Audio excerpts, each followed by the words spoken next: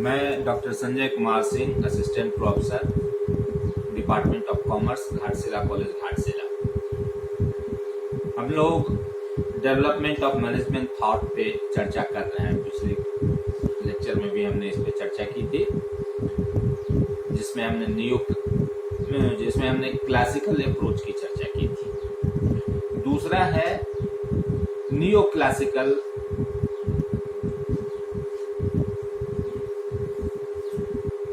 नव प्रतिष्ठित, इसकी चर्चा आज हम लोग करेंगे।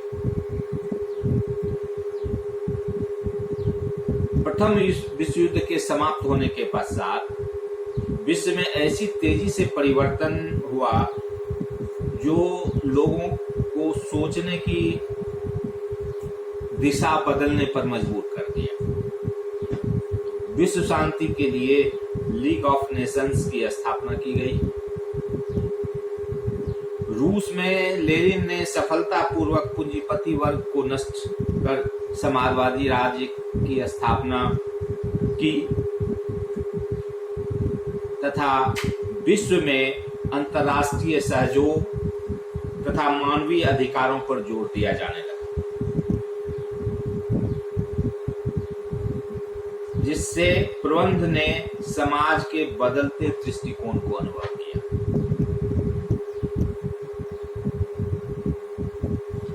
टेलर का वैज्ञानिक प्रबंध, जिसमें श्रमिकों को मशीन की तरह मान लिया जाता है और श्रमिक की व्यक्तिगत भावनाओं तथा आकांक्षाओं को कोई महत्व प्रदान नहीं किया जाता है, अव्यवहारिक नजर आने लगा और नियो क्लासिकल सिस्टम का उदय हुआ, जिसमें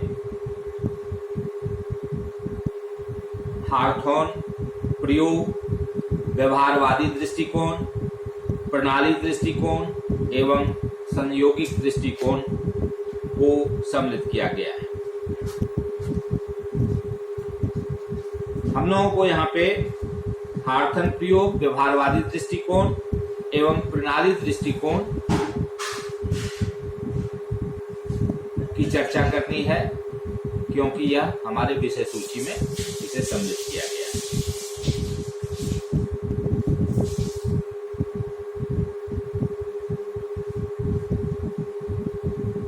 टेलर का वैज्ञानिक प्रबंध का सिद्धांत अव्यवहारिक नजर आने के कारण उद्योगों में अब मानव संबंध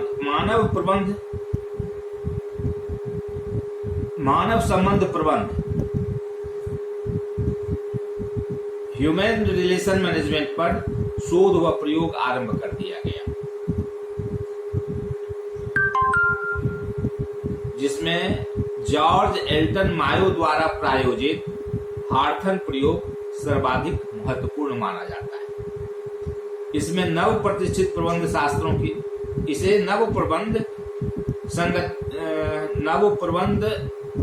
नव प्रतिष्ठित प्रबंध शास्त्रियों की संज्ञा दी जाती है।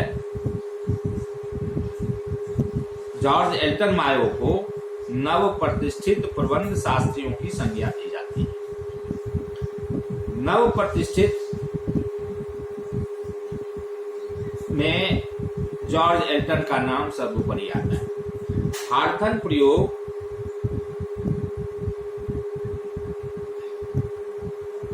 नव प्रतिष्ठित समूह में मानव संबंध प्रबंध तथा व्यवहारवादी दृष्टिकोण वाले प्रबंध शास्त्रियों को सम्मिलित किया जाता है।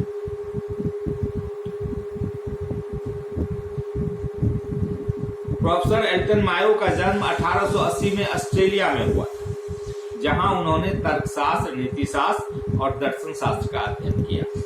1926 में मायो हार्वर्ड के बिजनेस स्कूल में प्रोफेसर हो गए, जहां उन्होंने मानवीय व्यवहार का अध्ययन किया तथा श्रमिकों को सामाजिक तथा आर्थिक प्रकृति को पहचानने में योगदान दिया। हार्थन प्रयोग सन 1924 से अमेरिका की वेस्टर्न इलेक्ट्रिकल कंपनी के हार्थन प्लांट में प्रारंभ किया गया, इसलिए इसे हार्थन प्रयोग के नाम से जाना जाता है।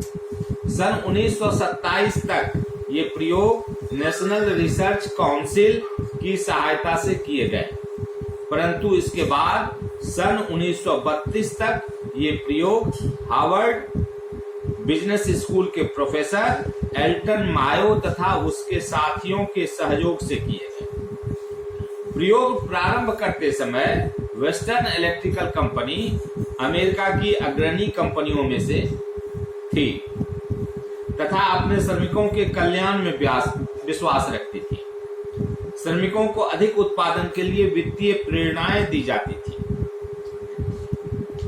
1924 और 32 के मध्य हार्टफोन प्लांट में किए गए प्रयोगों को मुख्य रूप से हम 5 भागों में बांटकर चर्चा कर सकते हैं।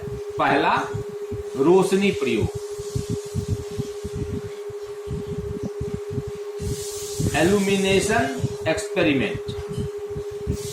श्रमिकों की कार्य क्षमता पर रोशनी की मात्रा का प्रभाव देखने के लिए विभिन्न समूहों पर 1924 और 27 के बीच 3 पृथक प्रयोग किए गए।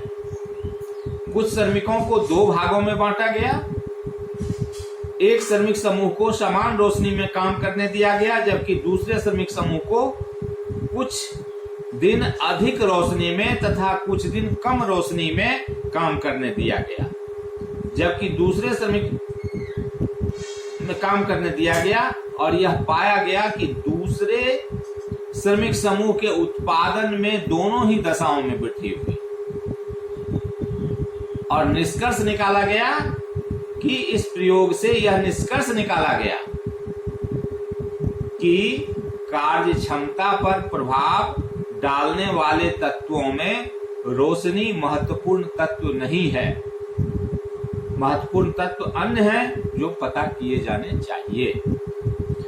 दूसरा प्रयोग जो हुआ इस पर, रिले असेंबली टेस्ट रूम प्रयोग, relay assembly test room experiment. यह प्रयोग असेंबली विभाग में किया गया, जहां महिला श्रमिक अधिकांशतः अपने हाथों से टेलीफोन रिले यूनिट्स को संयोजित करती थी।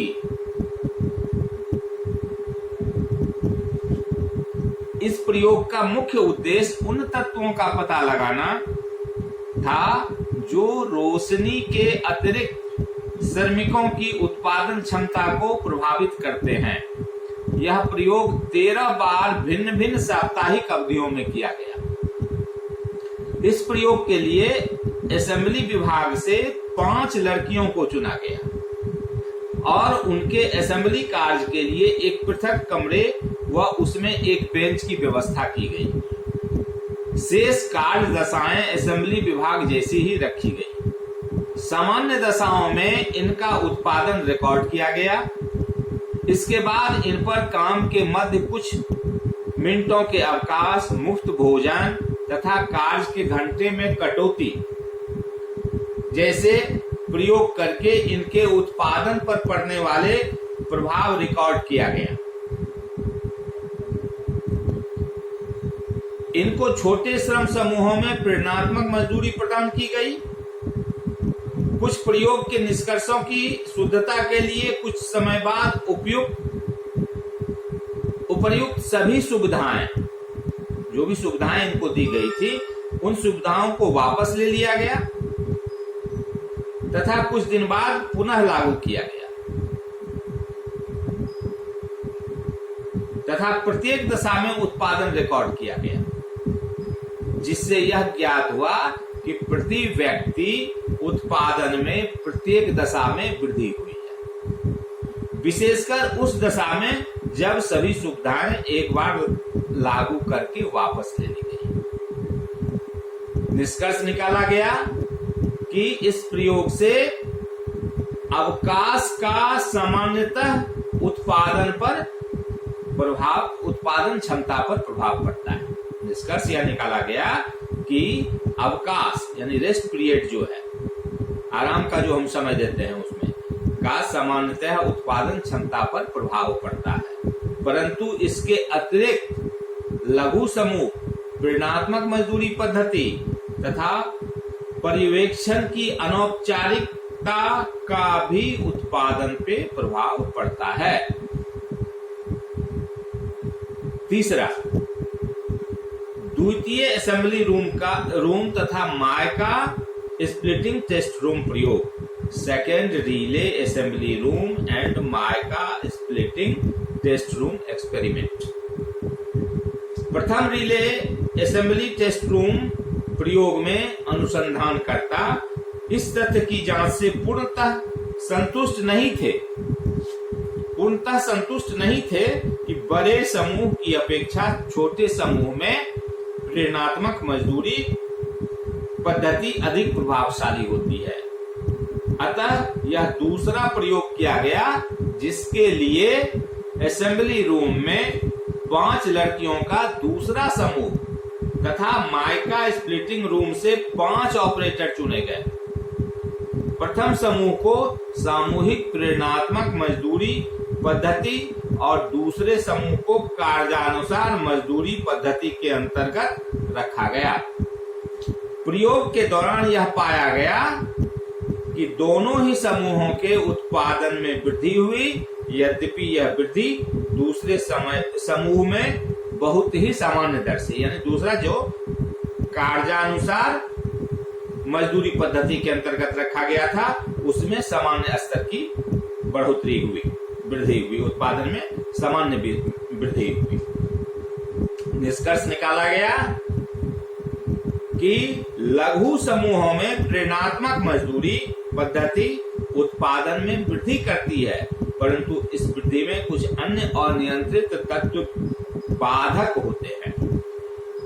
चौथा आया साक्षात्कार कार्यक्रम प्रयोग। ये जो टेस्ट किए गए टेस्ट रूम अध्ययनों के बाद कार्य पर्यवेक्षक तथा कार्य की दशाओं के संबंध में श्रमिकों का दृष्टिकोण जानने के लिए 21,000 से भी अधिक कर्मचारियों से साक्षात्कार किया गया।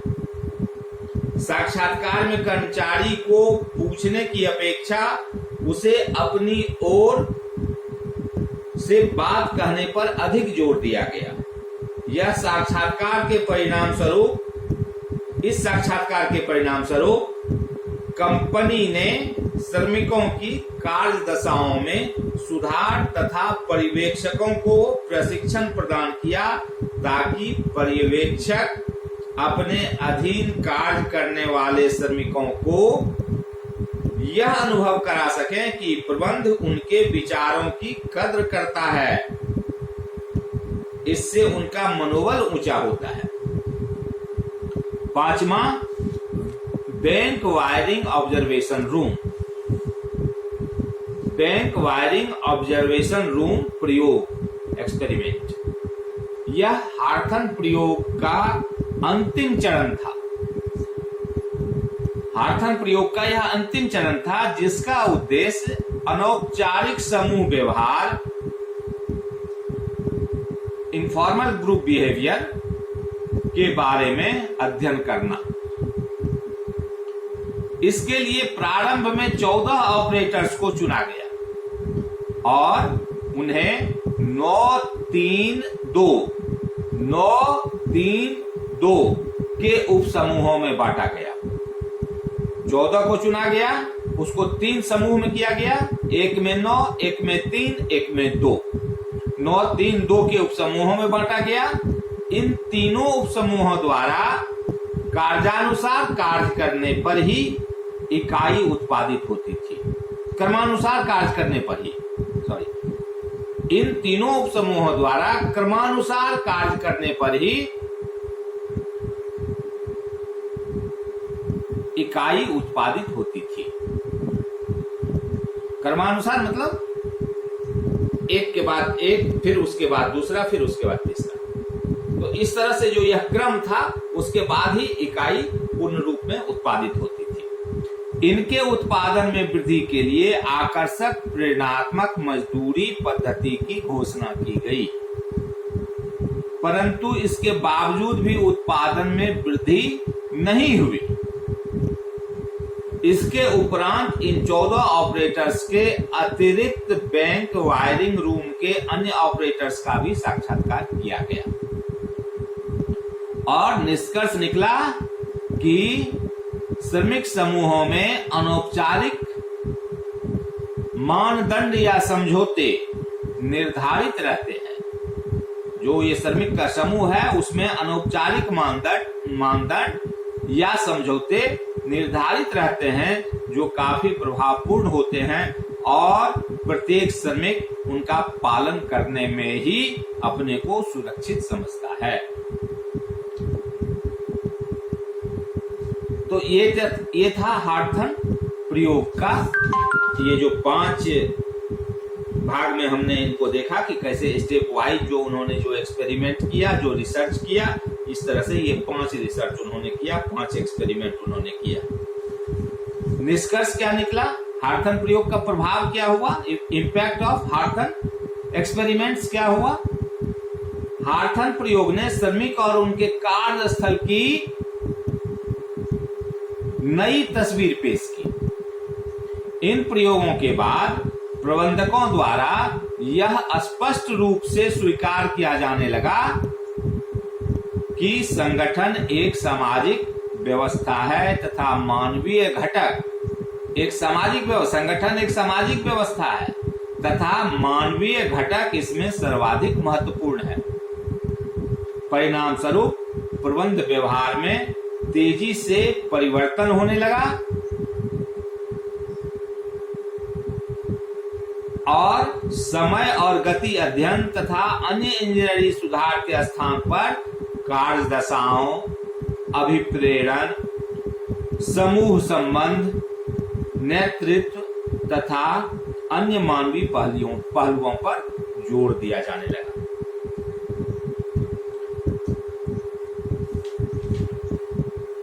हार्थन प्रयोग 1924 से 1932 तक चला। इसके बाद एक और न्यू क्लासिकल सिस्टम में न्यू क्लासिकल अप्रोच में उसके बाद जो एक दूसरी थ्योरी आई, दूसरा थॉट आया, वह आया व्यवहारवादी दृष्टिकोण, बिहेवियरिज्म अप्रोच, जिसको कि हम लोग 1932 से 1950 के बीच का मानते हैं। एल्टन मायो तथा उनके सहयोगियों द्वारा किए गए हार्थन प्रयोगों ने उद्योगों में मानवीय संबंधों की नींव डाली और यह सिद्ध कर दिया कि भौतिक तत्व की तुलना में उत्पादकता में वृद्धि की दृष्टि से मानवीय तथा सामाजिक तत्व अधिक प्रभावपूर्ण होते हैं। परंतु बाद में किए गए अनेक शोध अध्ययनों ने यह इंगित किया कि हार्थन प्रयोग द्वारा प्रतिपादित मानवीय संबंध सिद्धांत यद्यपि उपयोगी हैं, परंतु वे आज की बदली हुई परिस्थितियों में कर्मचारियों तथा संगठन के विकास संबंधी समस्याओं का पूर्ण निराकरण करने में असमर्थ हैं। वर्तमान प्रबंध शास्त्री अपनी आलोचनाओं में विशेष रूप से निम्न बातों का उल्लेख करते हैं। क्या उल्लेख करते हैं? हार्थन प्रयोग का या ये जो सिद्धांत आया हमारे सामने एल्टन मायो का, उसकी आलोचना क्या हो रही है? पहला, कार्य में अधिक विशिष्टीकरण पाया जाता है, कार्य में अधिक स्पेशलाइजेशन पाया जाता है। दूसरा, मानव शक्ति का पूर्ण सदुपयोग नहीं हो पा रहा है। जो मानवीय शक्ति हमारे पास है, जो कार्य करने के लिए मानव शक्ति है, उसका पूर्ण उपयोग नहीं हो पा रहा है। तीसरा, प्रबंधकीय नियंत्रण अधिक बढ़ गया है। इस तरह के एक्सपेरिमेंट करने के बाद जो बात सामने आई, उसमें प्रबंधकीय निर्णय की अधिक आवश्यकता होने लगी, जो कर्मचारियों को ऐसे निर्णय करने से रोकता है जिनके वे योग्य हैं। यह जो प्रबंधकीय निर्णय बढ़ गया, वह कर्मचारियों को ऐसे निर्णय करने से भी रोकता है जिनके वे योग्य हैं। चौथा, संगठन एवं प्रबंध कर्मचारी के मान सम्मान तथा आत्मसंतुष्टि की ओर ध्यान नहीं देता। पांचवा, संगठन में टकराव की स्थिति उत्पन्न होना स्वाभाविक है। टकराव की स्थिति उत्पन्न होना स्वाभाविक है। संगठन में टकराव तथा सहयोग का सह अस्तित्व है।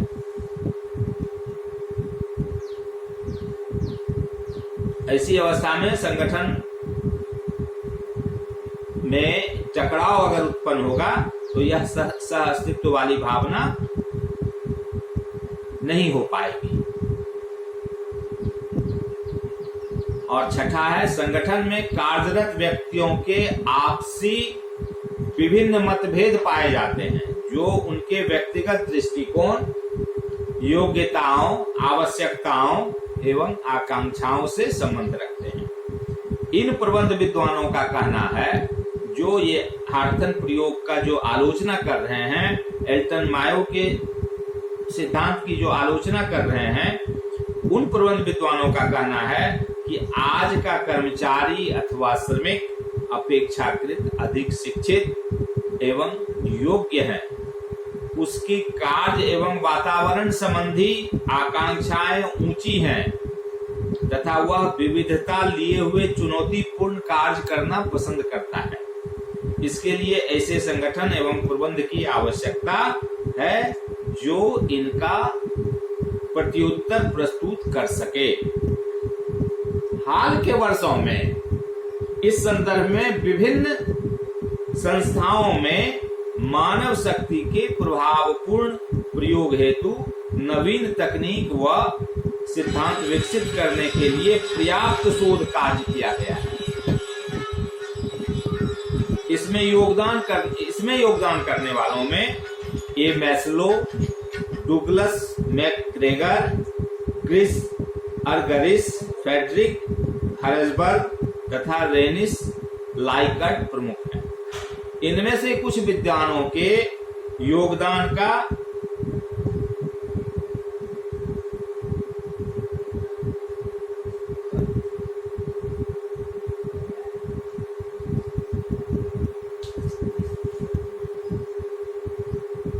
की चर्चा हम लोग आगे करेंगे।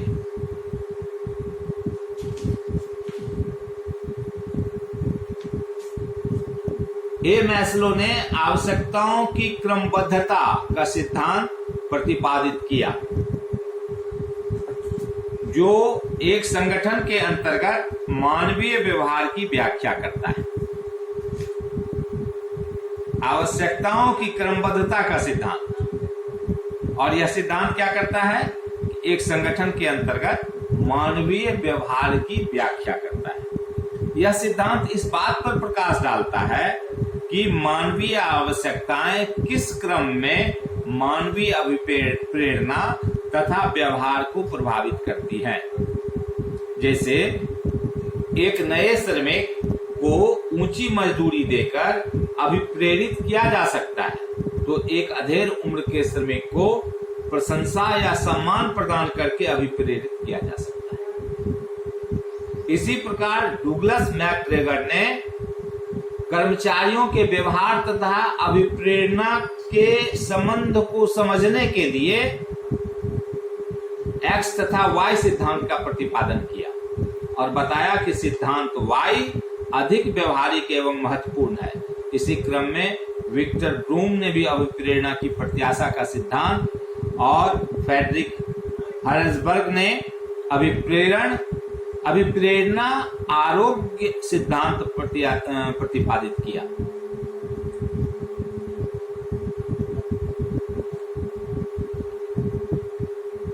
व्यवहारवादी दृष्टिकोण के क्षेत्र में योगदान करने वाले जिन विद्वानों का हमने नाम लिया, उन विद्वानों के सिद्धांतों में को अगर विस्तार से ये किया जाए तो निम्न तीन बातें जो है उभर कर सामने आती हैं। पहला क्या? व्यक्तिगत भिन्नताएं। ये सिद्धांत मानते हैं कि एक संगठन में कार्यरत प्रत्येक कर्मचारी में भावनाओं, आकांक्षाओं तथा दृष्टिकोण के आधार पर भिन्नता पाई जाती है तथा उन्हें सही प्रकार से अभिप्रेरित करने के लिए इस भिन्नताओं की जानकारी होना आवश्यक है। दूसरा, अनौपचारिक कार्य समूह, इनफॉर्मल वर्क ग्रुप, कर्मचारियों के अनौपचारिक कार्य समूह होते हैं जिनमें कार्य करने से उन्हें संतुष्टि मिलती है। अतः प्रबंध को चाहिए कि वह औपचारिक संगठन संरचना करते समय अनौपचारिक कार्य समूहों को भी ध्यान में रखे। और तीसरा, प्रबंध में भागीदारी, पार्टिसिपेशन इन मैनेजमेंट। व्यवहारवादी दृष्टिकोण वाले लगभग सभी विद्वान यह मानते हैं कि प्रबंध में श्रमिकों तथा अन्य कर्मचारियों की भागीदारी उनके अंदर उत्तरदायित्व की भावना उत्पन्न करती है। अगर हम प्रबंध में सभी को भागीदारी देते हैं, श्रमिकों को भी भागीदारी देते हैं, कर्मचारियों को भागीदारी देते हैं, तो यह भागीदारी जो है उनमें एक अलग तरह के उत्तरदायित्व की भावना उत्पन्न करेगा और इससे उनकी उत्पादकता में वृद्धि होगी। वह स्वयं को उस संस्था का हिस्सा समझेंगे, उसके क्योंकि उसको प्रबंध में उसकी भागीदारी है, इसलिए उसकी मानसिक विचारधारा बदल जाती है। वह खुद को उत्तरदायी महसूस करने लगते हैं, उस भावना से वह जो है सो काम करते हैं और जिसका प्रतिफल उत्पादकता में वृद्धि के रूप में प्राप्त होता है। स्वयं कार्य तथा कार्य की दशाएं भी अच्छे अभिप्रेरक माने जाते हैं। वास्तव में मानवीय संबंध के क्षेत्र में इन नवीन सिद्धांतों के विकास के कारण ही लोग अब मानव संबंधों के प्रबंध के स्थान पर व्यवहारवादी दृष्टिकोण या व्यवहारवादी प्रबंध विज्ञान शब्द का प्रयोग करने लगे। इसमें कर्मचारी अभिप्रेरण, नेतृत्व, संप्रेषण, कर्मचारी विकास तथा संगठन का सामाजिक स्वरूप संबंधी ज्ञान व सिद्धांतों का प्रतिपादन शामिल किया गया। फिर भी यह माना जाता है कि व्यवहारवादी दृष्टिकोण ने कारखाना स्तर पर प्रबंधकीय समस्याओं को समझने व सुलझाने में तो योगदान दिया, परंतु यह संपूर्ण प्रबंध समस्या का निवारण करने में सक्षम नहीं है। 1950 के बाद प्रणाली दृष्टिकोण सामने आया, सिस्टम अप्रोच। प्रबंध के development of managerial thought, management thought के क्रम में नियो क्लासिकल अप्रोच में जब हम आते हैं तो उसके बाद जो यह तीसरा उसका है नियो क्लासिकल अप्रोच में कि सिस्टम अप्रोच, प्रणाली दृष्टिकोण, यह 1900 के बाद इसका मुख्यतया विकास हुआ। वैज्ञानिक प्रबंध काल तथा व्यवहारवादी प्रबंध काल में जो कुछ भी सिद्धांत विकसित किए गए वे एक संस्था या संगठन तक ही सीमित थे। वो उस संस्था से आगे नहीं निकल पाए थे। ये सिद्धांत सामान्यतया संस्था के अंतर्गत प्रबंधकीय कार्यों, प्रबंध का जो कार्य है जैसे नियोजन, संगठन, अभिप्रेरण, नियंत्रण, इससे संबंध रखता था। अर्थात इस समय तक संस्था को एक स्वयं समर्थ इकाई के रूप में ही देखा गया था, परंतु इसके बाह्य वातावरण जैसे टेक्नोलॉजी, सरकार, उपभोक्ता, समाज, राजनीतिक ढांचा आदि पर ध्यान नहीं दिया गया था। समय के बदलने के साथ ये सारी चीजें भी प्रबंध को प्रभावित करने लगी। इसलिए आवश्यक हुआ कि ये जो वैज्ञानिक प्रबंध और व्यवहारवादी प्रबंध है यह संकुचित है, संस्था तक ही सीमित है। संस्था के बाहर जो वातावरण है उसका भी प्रबंध करना आवश्यक है। उसका प्रबंध कैसे किया जाए, तो यह एक नए तरह का विचार आया। परिस्थितियों ने इस विचार को जन्म दिया। प्रणाली दृष्टिकोण एक संस्था के बाह्य वातावरण एवं आंतरिक तत्वों का सामंजस्य करके प्रबंध निर्णय लेने का तरीका है। वास्तव में प्रत्येक संस्था संपूर्ण सामाजिक एवं आर्थिक प्रणाली का एक भाग है। कोई भी संस्था जो है वह संपूर्ण सामाजिक एवं आर्थिक प्रणाली का सिर्फ एक भाग है और संपूर्ण प्रणाली को ध्यान में रखकर ही सही प्रबंध की निर्णय लिए जा सकते हैं। उदाहरण के लिए एक उपकरण क्या निर्माण करे, श्रमिकों से कैसे व्यवहार करे, उन्हें क्या सुविधाएं दें, अपने व्यवसाय का विविधीकरण किस दिशा में करे या आधुनिकीकरण किस सीमा तक करे के संबंध में निर्णय लेने से पूर्व बाह्य वातावरण, जो बाहरी वातावरण है, कैंपस से बाहर का जो वातावरण है, प्रीमिसेस से बाहर का जो वातावरण है, जैसे सरकार की नीतियां, श्रम संगठन का प्रभाव, उपभोक्ता व समाज का रुख आदि को ध्यान में रखना पड़ेगा, अन्यथा संस्था अपना लक्ष्य प्राप्त नहीं कर सकेगी और हो सकता है कि उसका अस्तित्व ही खतरे में पड़ जाए। इस प्रणाली की क्या विशेषता है? पहला, मानवीय शरीर से तुलना, कंपैरिजन विथ ह्यूमन बॉडी। प्रणाली प्रबंध, सिस्टम मैनेजमेंट की तुलना हम मानव शरीर से कर सकते हैं। जिस प्रकार मानव शरीर में पाचन क्रिया, श्वसन क्रिया तथा मल मूत्र त्यागन क्रिया पृथक पृथक अस्तित्व वाली क्रिया या प्रणालियां हैं, परंतु वे अंतर संबंधित भी हैं। एक क्रिया या प्रणाली में गड़बड़ी होने पर अन्य क्रियाएं भी प्रभावित होती हैं और शरीर स्वस्थ नहीं रहता है।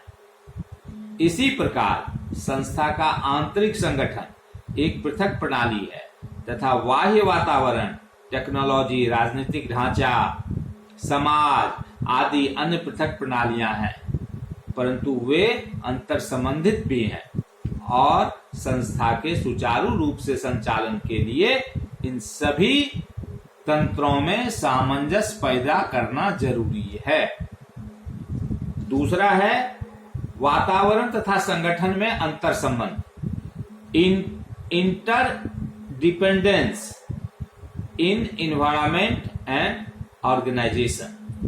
चूंकि वातावरण तथा संगठन अंतर संबंधित हैं, अतः वातावरण संगठन को संसाधन जैसे कच्चा माल, मशीन, विद्युत शक्ति, पावर,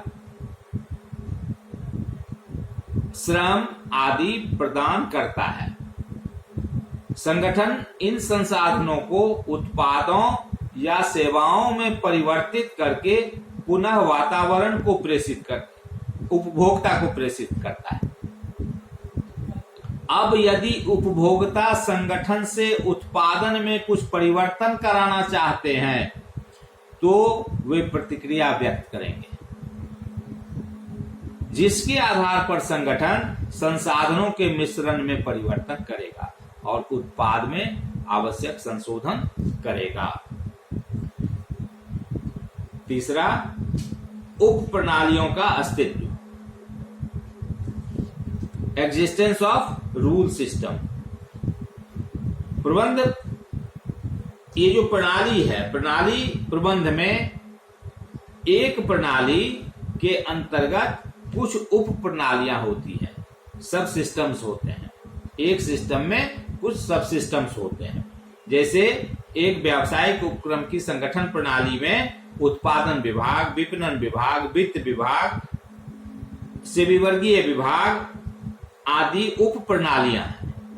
ये उप प्रणालियां भी अंतर संबंधित तथा अंतर आश्रित होती हैं।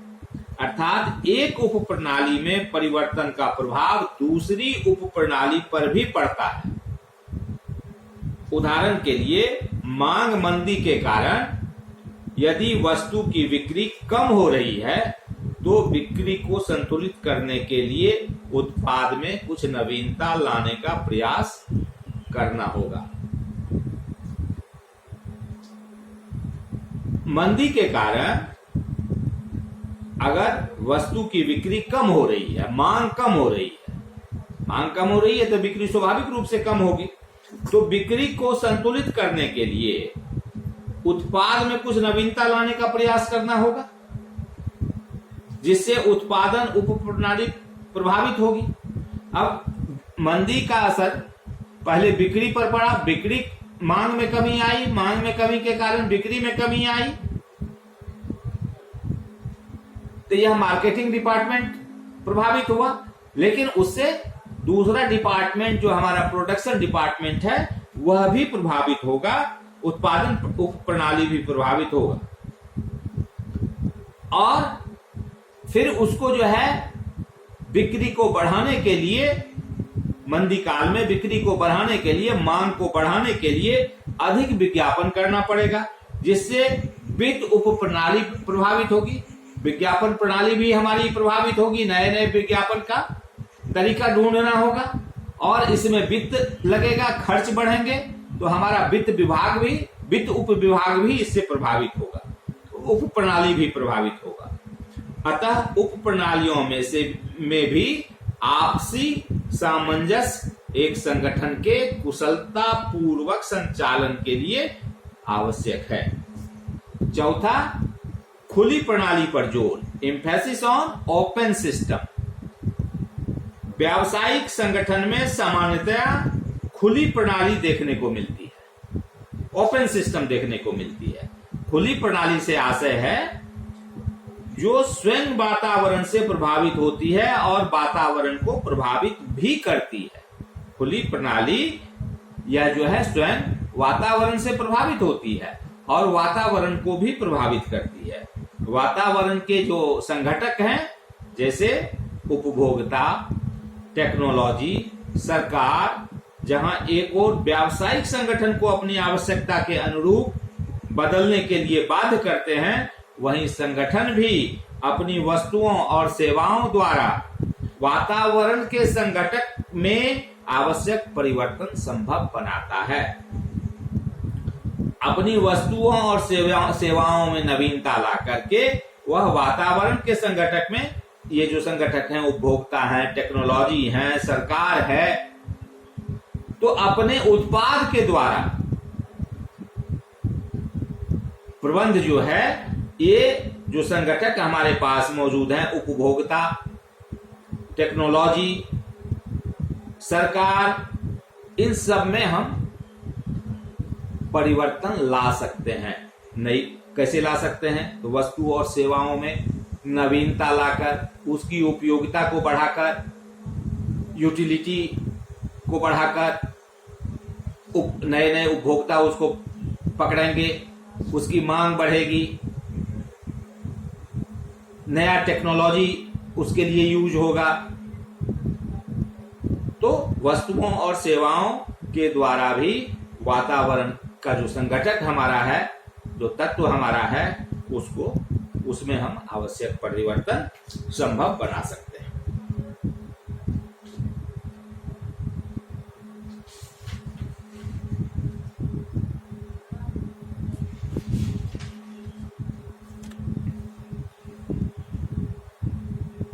अब एक प्रश्न उठता है, क्या प्रबंध प्रणाली है?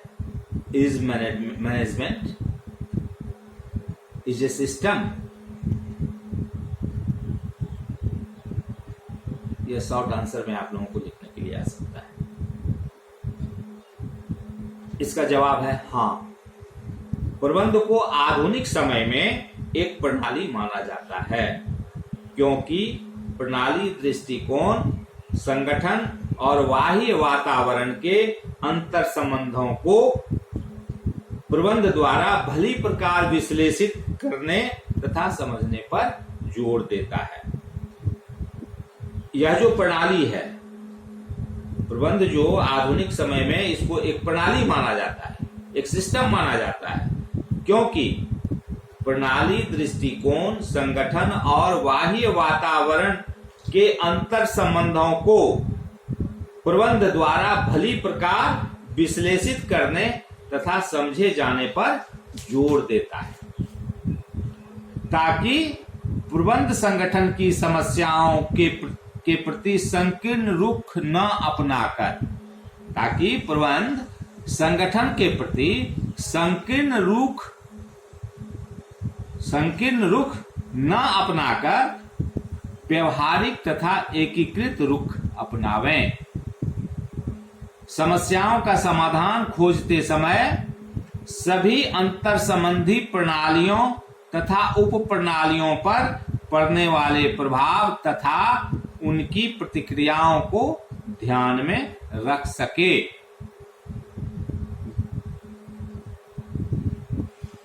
गणितीय विधियों अर्थात operations research and computer technology के विकास ने प्रबंध के प्रणाली दृष्टिकोण को अपनाने में काफी सुविधा प्रदान की है। वर्तमान में बाह्य वातावरण से संबंधित विभिन्न सूचनाएं कंप्यूटर्स द्वारा तत्काल उपलब्ध करा दिए जाने के कारण प्रबंध में विभिन्न प्रणालियों में सामंजस्य करना संभव हो गया है। यद्यपि प्रणाली दृष्टिकोण ने प्रबंध को एक नई दिशा प्रदान की है, फिर भी यह प्रबंधकीय समस्याओं के समाधान में बहुत व्यवहारिक नहीं समझी जाती है। यह विचारधारा सैद्धांतिक अधिक है, वातावरण तथा संगठन में सामंजस्य पैदा करने के लिए कोई विशिष्ट तकनीक या औजार प्रस्तुत नहीं करती है। यह विचारधारा विभिन्न प्रणालियों के मध्य विद्यमान संबंधों तथा आश्रितों की प्रकृति पर प्रकाश नहीं डालती है। इस प्रकार हमने neo classical approach development of management thought के पहला जो है सो हम लोग क्लासिकल अप्रोच, जिसमें हमने एफ.डब्ल्यू. टेलर और फेयोल महोदय के सिद्धांतों की चर्चा की। एफ.डब्ल्यू. टेलर ने हमें साइंटिफिक मैनेजमेंट की थ्योरी दी और फेयोल महोदय ने हमें जनरल मैनेजमेंट थ्योरी दी। उसके बाद के काल में नियो क्लासिकल अप्रोच आया, जिसमें हम लोगों ने हार्थन प्रयोग, पहला हार्थन प्रयोग की चर्चा आज हम लोगों ने की। उसके बाद व्यवहारवादी दृष्टिकोण, हार्थन प्रयोग 1924 से 1932 के बीच चला। उसके बाद 1932 से 1950 के बीच में व्यवहारवादी दृष्टिकोण हावी रहा, बिहेवियरिज्म अप्रोच। और उसके बाद 1950 के बाद सिस्टम अप्रोच, जिसकी चर्चा अभी अभी हम लोगों ने की है। इन तीनों अप्रोच की चर्चा हम लोगों ने की है। इसके बाद आता है संयोगिक दृष्टिकोण, जो हम लोगों की विषय सूची में सम्मिलित नहीं है। अब आगे की क्लास में फिर अगली चर्चा हम लोग करेंगे। आज के लिए इतना ही। Thank you.